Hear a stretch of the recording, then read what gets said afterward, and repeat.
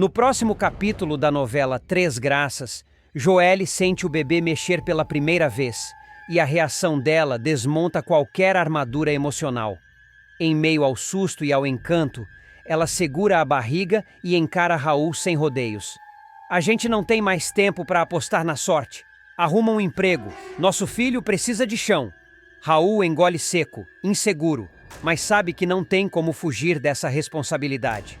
Enquanto isso, longe dali, Edilberto enfrenta o bando de Bagdá para salvar Angélico. Ele não chega anunciando, não chega gritando, chega cortando o perigo no meio. Um movimento rápido, firme, quase suicida, e o ataque do grupo é interrompido. Bagdá recua, frustrado, mas deixa o aviso venenoso. Isso não acabou! Angélico, ainda desnorteado, percebe que alguém colocou a própria vida em risco para que ele continuasse respirando. Antes de continuar, clique no botão de gostei, se inscreva no canal e comente de qual cidade você assiste a novela. Na outra ponta da trama, Gerluce toma a decisão amarga de aproximar Joelle e Jorginho. Ela os coloca frente a frente e sai sem interferir. O silêncio inicial pesa mais que qualquer grito. Jorginho tenta preencher esse vazio com confissões duras, expondo as feridas que causou em Gerluce. Ele busca perdão, ou ao menos compreensão. Só que Joelle não entrega nada disso. A mãe tá certa. O Senhor nunca fez bem para nós. A frase derruba Jorginho como se fosse um golpe físico. Ele chora, não por drama, mas porque sente que perdeu algo que nunca teve de verdade. Mais tarde, Joelle desabafa com Kellen, afirmando que não acredita no arrependimento do pai. Para ela, Jorginho só lamenta quando sente o peso da solidão. Kellen tenta argumentar, mas a jovem está decidida a manter distância. O que muda tudo é a informação que chega em seguida. Kellen conta a Jorginho que Joelle e Raul podem estar em perigo por causa de Bagdá. A notícia vira uma chave dentro dele. O homem que Joelle rejeitou se levanta como se tivesse recebido um chamado. Não importa o que ela pense. Se Bagdá está rondando, ele precisa agir. E dessa vez, o medo não é dele. É por ela. Raul finalmente vai acordar para a vida. Mas não será um despertar suave, e sim aquele baque que empurra o homem para o centro do próprio destino. A transformação dele começará de maneira silenciosa, quase imperceptível, até que explode num gesto que ninguém esperava. Dar um basta em Samira, romper com a manipulação que ela exerce há meses e, acima de tudo, assumir Joelle e o filho como parte real de sua família. Um passo ousado, perigoso e que vai acender o pavio de uma guerra emocional dentro da casa dos Albuquerque. E é claro que Arminda será a primeira a sentir o impacto e a primeira a atacar. A matriarca, acostumada a mandar e desmandar na vida do filho, vai ficar estarrecida ao descobrir que Raul decidiu trilhar um caminho diferente daquele que ela traçou. O preconceito dela, sempre mascarado de preocupação de mãe, vem à tona com força total. Ela não aceita pobres, não aceita mulheres que não sejam do nível dela, e menos ainda aceita que a filha de Gerluce, a Joelle, tenha algum espaço dentro da família Albuquerque. No momento mais tenso, Arminda dispara, ferina. Essa menina não tem futuro, Raul, não tem classe, não tem berço, você vai jogar sua vida fora. Só que desta vez, Raul não baixa a cabeça. Ele respira fundo, e pela primeira vez, sua voz não treme, não hesita, não se curva à imposição da mãe. Eu não vou entregar meu filho para Samira nunca mais. Se ela quiser alguma coisa, que peça para outra pessoa, porque comigo acabou, e eu vou assumir Joelle, doa a quem doer. A frase reverbera pela sala como um trovão. Nem Arminda nem Samira, que aparece exatamente no instante errado, conseguem disfarçar o espanto.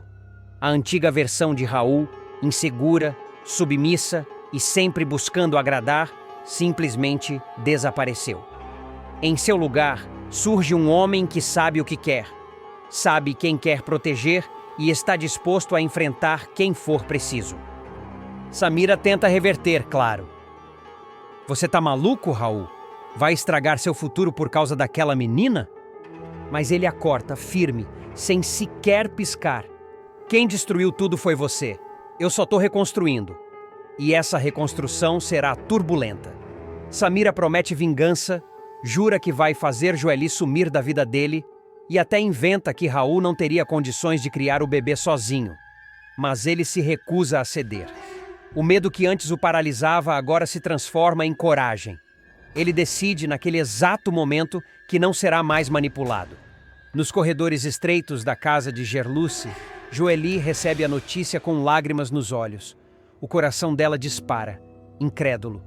Ela nunca imaginou que Raul romperia com Samira, muito menos que enfrentaria Arminda por ela. Você disse isso para sua mãe mesmo? Sussurra, completamente tocada. Raul se aproxima, segura as mãos da jovem e sussurra algo que muda tudo. Eu sou o pai do nosso filho, Joely, e vou ser de verdade. Não quero me esconder mais. Não quero te esconder mais. Esse é o ponto sem volta. O momento em que Raul escolhe uma nova vida. Mas a partir daqui, o mundo vai querer cobrar o preço. A transformação dele mexe com a estrutura inteira da história. Os aliados de Arminda começam a cochichar pelas costas, dizendo que ele pirou. Samira arma pequenas emboscadas emocionais para tentar reconquistá-lo. E os capangas de Bagdá, que sabem do envolvimento de Joely com Raul, passam a mirar os dois como possíveis alvos, criando um novo ciclo de perigo. Raul, porém, não dá mais passos curtos. Ele encara qualquer um que tente diminuí-lo. Enfrenta olhares tortos. Desafia a própria família. Ele até volta ao bar onde alguns dos camaradas que antes zombavam dele continuam rindo e os encara com firmeza.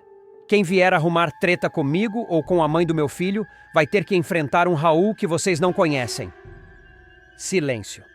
O reinado do Raul fraco acabou. Ao mesmo tempo, Gerluce observa tudo de longe, entre orgulho e medo. Ela sabe que ser filha dela é motivo de desprezo para Arminda. E que isso colocará Joely no centro de uma batalha social, emocional e até financeira. Mas também reconhece que Raul finalmente se libertou.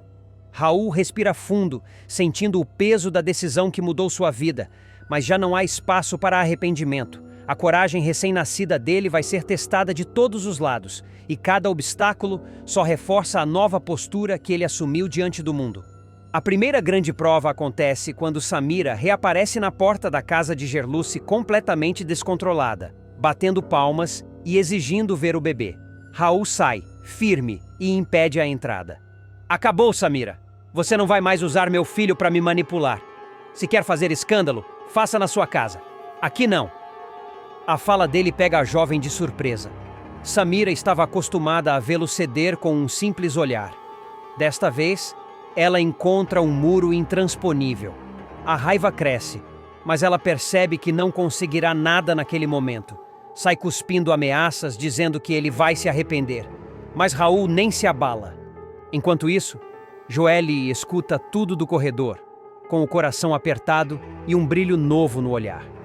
Pela primeira vez, ela sente que não está sozinha e que alguém está realmente disposto a lutar por ela. Quando Raul entra e a encontra segurando o bebê no colo, algo nele muda de vez. Ele se ajoelha, toca a mãozinha da criança e declara: "Eu vou ser o pai que você merece. E você, Joely, você não vai mais caminhar sozinha." A jovem, emocionada, tenta conter as lágrimas, mas não consegue.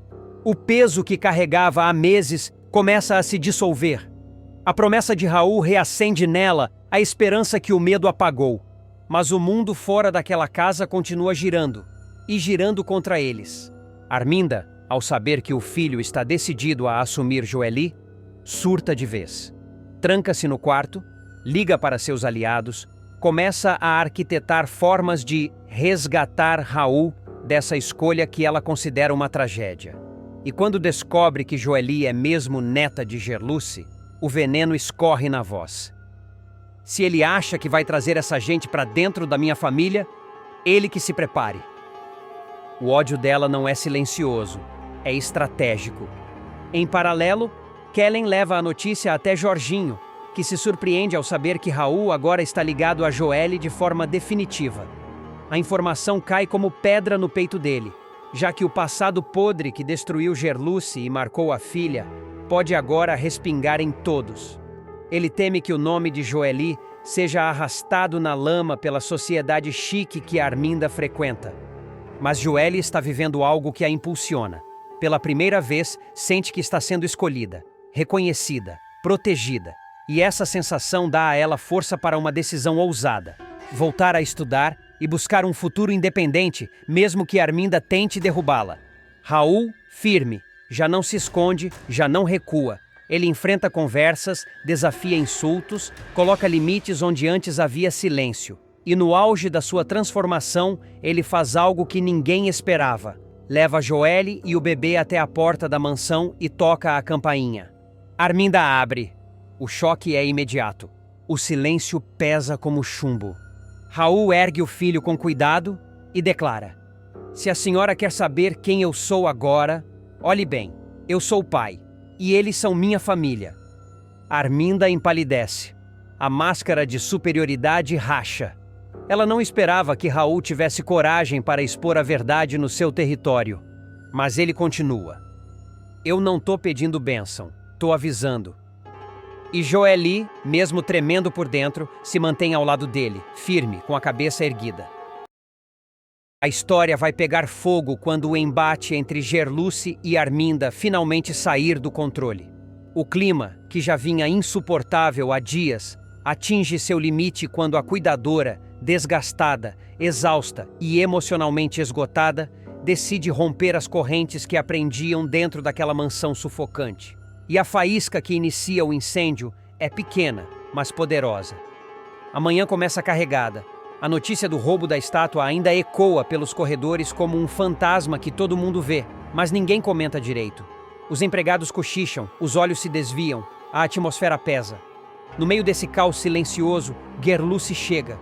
Atrasada há alguns minutos, mas com o coração disparado, a cabeça cheia, a respiração curta, tentando não lembrar das falas venenosas de Arminda no dia anterior. Porém, mal coloca os pés na sala, a vilã já avança como uma predadora farejando sangue. "Fica avisada, da próxima vez que você se atrasar mais de 15 minutos, rua!" dispara Arminda, deixando claro que não existe empatia, apenas domínio. A frase que para qualquer outra pessoa pareceria apenas uma advertência rígida, para Gerluce funciona como o gatilho final de meses de afrontas, humilhações e pisões simbólicos. A cuidadora respira, ergue a cabeça e responde com uma firmeza que surpreende até a si mesma: "Não precisa ser da próxima vez, dona Arminda. Eu me demito agora, hoje mesmo. Cansei de ouvir a senhora enchendo meus ouvidos desde o primeiro dia." O silêncio que se instala é denso. Arminda arregala os olhos, não acreditando no que ouve. Ela, acostumada a ter controle absoluto, jamais imaginou que Gerluce encontraria coragem para reagir. E essa reação mexe com um ponto sensível: seu ego. Um ego gigante, frágil e inflamado. A vilã avança 2 passos, como se fosse atingir Gerluce com palavras afiadas. "Ah, claro, você se demite e vai viver de quê? De pena? De migalha? Vai sustentar sua mãe, sua filha e aquela coisinha que tá para nascer? A sua netinha? A 4ª boca para alimentar? As 4 passando fome na chacrinha?" É um golpe sujo, direto na ferida mais profunda. Gerluce sente o peito tremer, mas não cede. "Eu me viro. Sempre me virei. Só não vou continuar aqui, levando seus desaforos como se fosse normal." Enquanto isso, Josefa, que assistia à cena calada, observa a filha destilar crueldade como quem respira. Algo nela se rompe. A mãe, sempre submissa, sempre tentando apaziguar, sente uma revolta crescer tão rápido que nem tenta conter. "Chega, Arminda!" exclama Josefa, com uma força que ninguém esperava. "Você não percebe que está destruindo tudo ao seu redor? Que trata as pessoas como lixo? Que você mesma empurra todo mundo para longe?" Arminda gira o rosto, incrédula por ser confrontada pela própria mãe. Não se meta, mãe. Esse assunto não é seu. Josefa rebate na mesma hora. É meu sim, porque eu criei você, e eu sei muito bem o monstro que você está se tornando. O ar some da sala. Até os móveis parecem recuar diante do choque. Geluce, tremendo, tenta agradecer o apoio, mas Arminda não permite. Tomada por uma fúria que cresce como uma onda negra, ela lança a ameaça mais direta que já fez na novela. Se sair por aquela porta, pode se considerar minha inimiga. E você sabe muito bem o que faço com meus inimigos. A cuidadora encara a patroa com coragem rara, apesar do medo que vibra por dentro. Não sei, e não quero saber. Arminda dá um sorriso torto, frio, cortante. Vai saber, da pior forma. Ela se vira, sai batendo o salto contra o piso, como se marcasse território. A cada passo dela, a sala parece mais escura. Só então, Geluce desaba. O choro, que ela segurou com todas as forças, vem forte, pesado, doído. Josefa corre, a abraça, tenta segurar a filha nos braços como se pudesse protegê-la do mundo. E principalmente de Arminda. A mansão, antes apenas tensa, agora se torna um campo de guerra silencioso. Geluce respira com dificuldade, tentando entender como sua vida mudou em questão de minutos. O futuro é incerto, perigoso e assustador, mas, pela primeira vez em muito tempo, ela sente algo familiar. A liberdade de dizer basta. Arminda, ao mesmo tempo, caminha pelos corredores como um vulcão prestes a cuspir lava. A humilhação de ser contrariada a corrói por dentro. O orgulho ferido se mistura com a sensação de que alguém ousou desafiar a sua autoridade, e isso para ela é imperdoável. Seu olhar, ao se fixar na porta da Sala das Três Graças, diz tudo. Ela já está pensando no próximo passo, e ele não será leve. Joely chegará ao limite do desespero, e isso vai colocá-la frente a frente com a frieza mais brutal de Samira. O estado de saúde de Lígia vai despencar de forma alarmante. As crises de falta de ar, antes esporádicas, começam a acontecer todos os dias, sempre acompanhadas daquele chiado assustador que faz Joely sentir o chão sumir sob seus pés.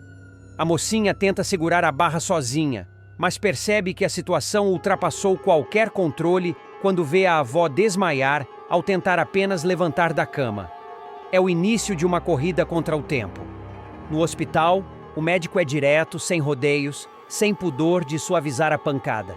Lígia precisa de medicação contínua, 3 caixas por mês, sem interrupção, ou corre risco real de morte súbita. O orçamento? Impagável para a família, que mal consegue manter a despensa abastecida. Joely sai da consulta tremendo, com a receita amassada na mão e lágrimas secas no rosto. É aí que ela comete o erro que vai lhe custar mais um pedaço da própria dignidade: bater na porta de Samira. A chefe, que naquele momento está organizando seus compromissos na cozinha, nem disfarça o incômodo ao ver a adolescente entrar. A cena já começa tensa. Samira cruza os braços, ergue uma sobrancelha e solta sem o menor interesse. Já vou avisando, esses remédios são caros. É o suficiente para gelar o ar da sala.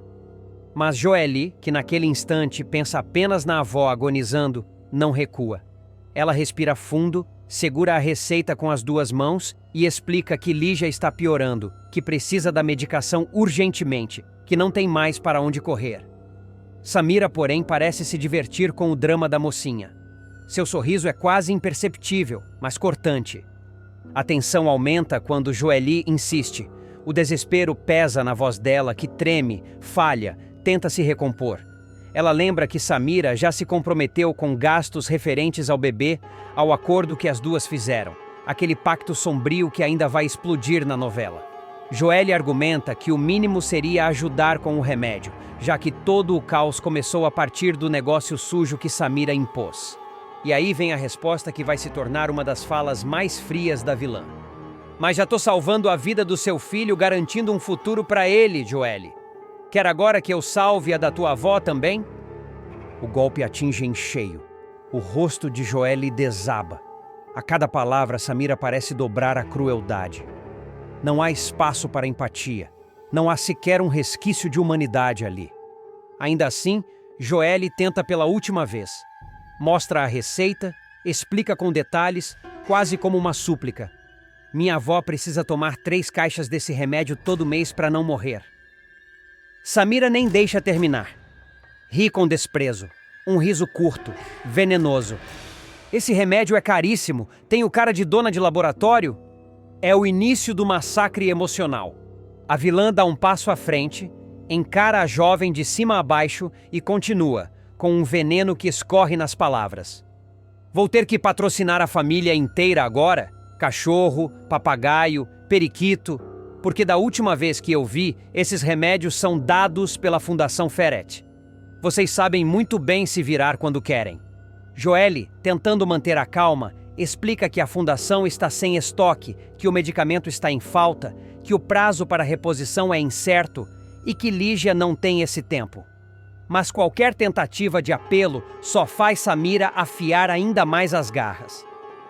Você pensa que eu sou o quê? Sua fada madrinha? Tenho cara de banco? De ficar dando dinheiro para remédio que vocês recebem de graça? É um tapa sem mão, seco, frio, calculado. Joelle sente o rosto queimar. O nó na garganta impede a resposta.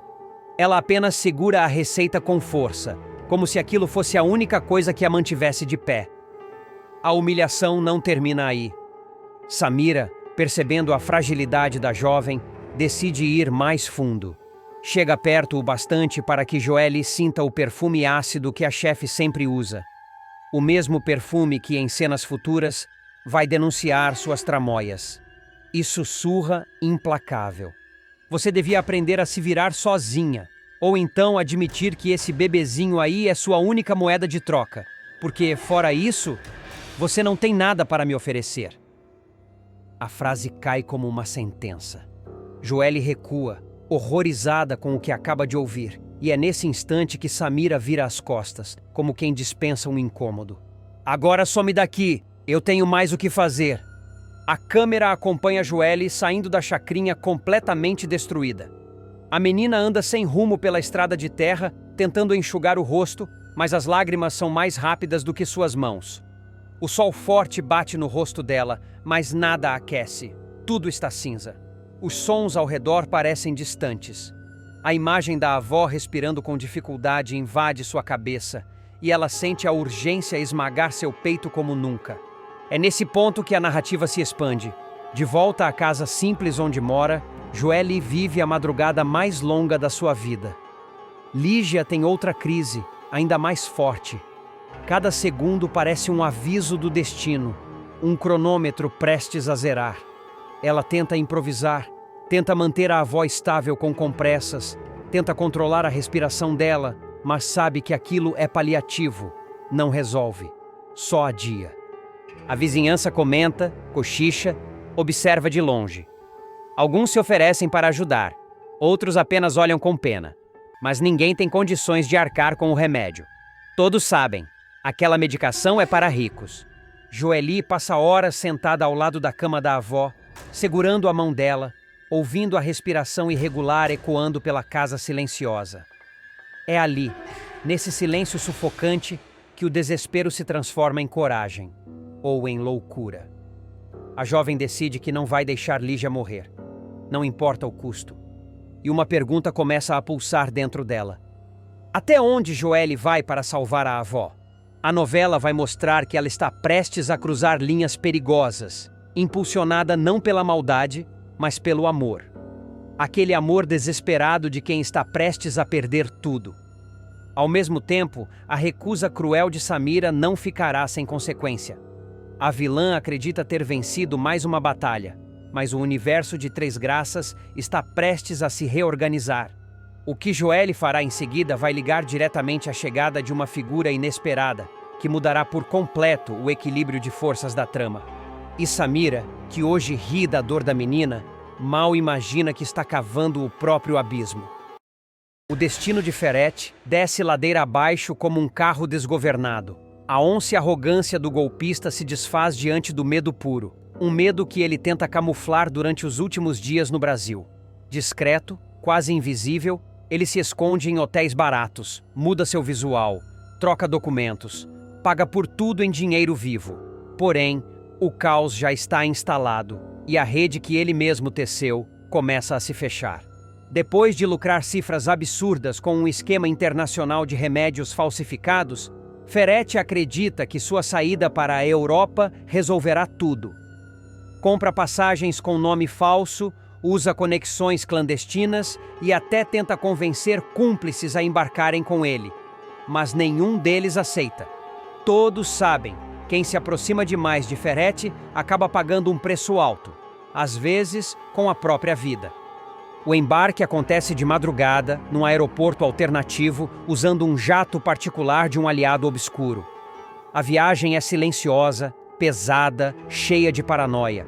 Ferretti dorme pouco, bebe muito e revisa mentalmente todos os erros cometidos. Ele tenta acreditar que, em outro continente, começará de novo. Ilusão. Assim que chega à Europa, a realidade bate à porta. A Interpol já o rastreia. As autoridades locais recebem denúncias anônimas. Vítimas começam a se manifestar. Pessoas que perderam parentes pelos medicamentos adulterados surgem aos montes, cada uma com uma dor gravada no peito, e entre elas, um homem em especial, o filho de uma mulher que morreu após tomar um dos remédios que Ferretti ajudou a distribuir clandestinamente. Vivendo em hotéis decadentes, sempre trocando de cidade, Ferretti perde o controle. Anda com medo de sombras, deixa malas fechadas pela metade, esquece onde escondeu parte da fortuna ilícita. Cada rosto na rua parece observá-lo. Cada moto que passa parece persegui-lo. O desespero se transforma em paranoia extrema. Ele já não confia nem no próprio reflexo. Paulinho, cansado das mentiras, faz o que precisa ser feito. Prende Gerluce pelo roubo da escultura das Três Graças. É um choque para todos, especialmente para Joelle, que vê a Mai sair algemada de casa. Porém, o que parece ser o fundo do poço é, na verdade, o começo da virada. Após a audiência, Gerluce deixa a cadeia usando tornozeleira, humilhada, mas também desperta para a vida. Entende que não pode mais fugir das próprias escolhas. E justamente quando ela decide enfrentar tudo de cabeça erguida, uma nova bomba cai. A revelação sobre o paradeiro da neta, Ana Maria das Graças. A bebê havia sido deixada aos cuidados de Lena e Herculano, que simulavam uma gravidez de risco para justificar a guarda da criança. O segredo mantido por meses esfarela quando Viviane cruza informações sobre o registro da menina. Joelle e Raul entram em cena como braços direitos de Gerluce, ajudando-a a recuperar a neta. Uma sequência marcada por lágrimas, reencontros tensos e promessas feitas no calor da emoção. Enquanto tudo isso acontece, Ferretti vive seus últimos dias. Em um quarto úmido e mal iluminado de um hotel barato na periferia de Roma, o golpista esconde-se tentando planejar uma nova fuga.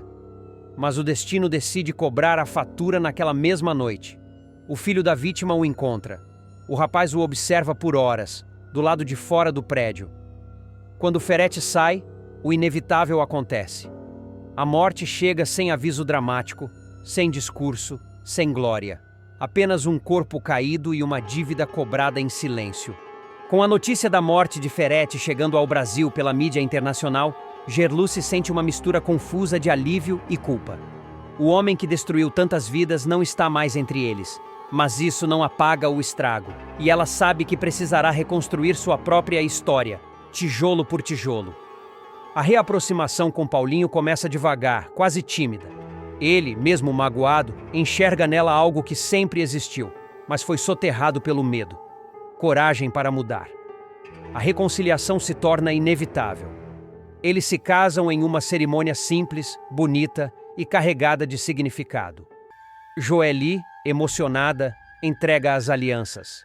Ana Maria das Graças acompanha tudo no colo de Raul, que já se tornou parte da família. A última reviravolta surge quando Gerluce decide ocupar o espaço deixado por Ferretti. Mas, ao invés de repetir erros, ela os transforma. reinventa totalmente a ONG do ex-vilão, apagando seu nome da fachada e reconstruindo o propósito do zero. Nasce a Fundação Lígia Maria das Graças, em homenagem à mãe, um projeto dedicado à distribuição ética de medicamentos, atendimento gratuito, apoio psicológico e ações humanitárias que atingem lugares onde o Estado nunca chegou. O impacto da morte de Ferretti continua reverberando pela cidade, mas um novo movimento começa a transformar a rotina dos personagens ligados a ele. A Polícia Internacional confirma oficialmente que o corpo encontrado na Europa pertence ao golpista, encerrando investigações longas, caras e cercadas de pressão política. A notícia cai como um trovão silencioso. Muitos comemoram, outros se espantam e alguns simplesmente respiram aliviados, inclusive aqueles que um dia tiveram medo de se tornar alvo do vilão. Gerluce recebe a confirmação em casa, ao lado de Joely e Raul. Não há festa nem comemoração. Apenas um entendimento profundo de que certos ciclos só se rompem quando a verdade finalmente vem à tona. Pela primeira vez em muito tempo, ela percebe que pode caminhar sem olhar para trás. E isso muda tudo. A tornozeleira, antes um símbolo de humilhação, vira um lembrete de onde ela estava e de onde nunca mais pretende voltar. Nos corredores onde ficavam fichas falsas e transações ilegais, surgem berçários, enfermarias, salas de acolhimento e espaços educativos. A cidade inteira começa a comentar a mudança, e o nome de Gerluce se torna sinônimo de renascimento. Enquanto isso, Paulinho passa a ocupar o posto de conselheiro jurídico da fundação. É ele quem garante que nada ali volte a desviar do caminho certo. A parceria profissional entre os dois fortalece o casamento recém-selado, e o casal passa a ser visto como um pilar moral da comunidade. Nem mesmo os antigos desafetos conseguem encontrar brechas para criticar, já que todas as ações da instituição são transparentes, auditadas e acompanhadas de perto. Lena, tocada pela coragem de Gerluce, decide finalmente dar o primeiro passo para tirar seu próprio nome do limbo. Incentivada por Joely, ela anuncia publicamente o projeto da Casa da Mãe Solteira, inaugurando um espaço seguro onde mulheres podem buscar orientação, apoio, abrigo e novas oportunidades. O gesto emociona a cidade e dá um novo propósito à personagem, que decide enfrentar os erros do passado com o mesmo ímpeto com que um dia tentou escondê-los. Ana Maria das Graças cresce cercada por uma rede de afeto que antes não tinha. Raul se torna uma figura essencial na rotina da menina, dividindo momentos de cuidado com Joely.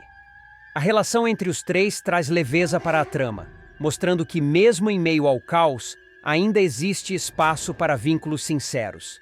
A cidade começa a mudar. O comércio ao redor ganha movimento com as ações solidárias da fundação. Pequenos eventos se tornam tradição. Crianças antes negligenciadas recebem atendimento médico regular. O nome de Lígia Maria, antes apagado pela sombra das escolhas erradas da filha, volta a ser lembrado com carinho e respeito.